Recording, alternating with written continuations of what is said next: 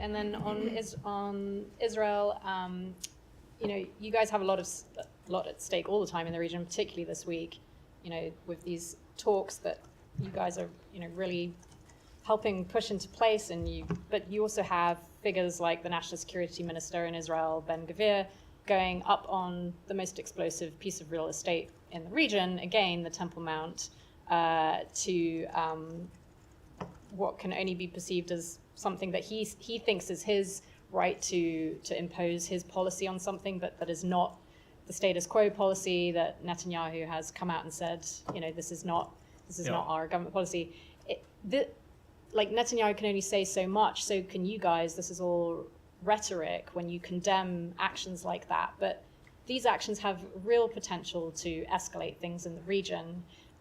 What is your response to what he's doing, that he's doing this again? And also, is there something the US can do? Can you sanction a figure like Ben Gvir? You are able to sanction other figures in the region. It doesn't matter that he's an Israeli government official. Is there anything that you guys can do to stop this continuing to happen? So on the second part of your question, Camilla, certainly I'm just not going to preview or get into what's possible or not possible, but I would say that we certainly are paying close attention to actions and activities that we find to be a detraction from Israel's security, a contributor to greater insecurity and instability in the region, and that would certainly be the actions that we saw today that Mr.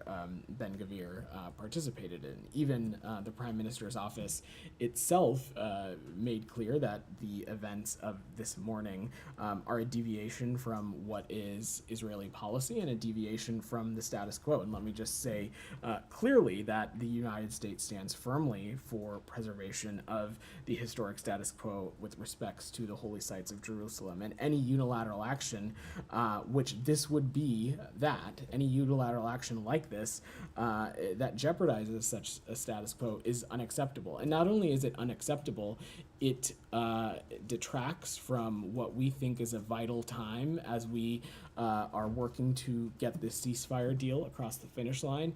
It detracts from what our stated goal is for the region, which is a two-state solution, a Palestinian state and an Israeli state that's side by side, living in with dignity and harmony. We recognize how important the holy site is, so we urge all sides to respect the status quo, but certainly actions like this they detract from that, and not only do they detract from that, we find them to be unacceptable. Said, go ahead. Thank you, Vedant.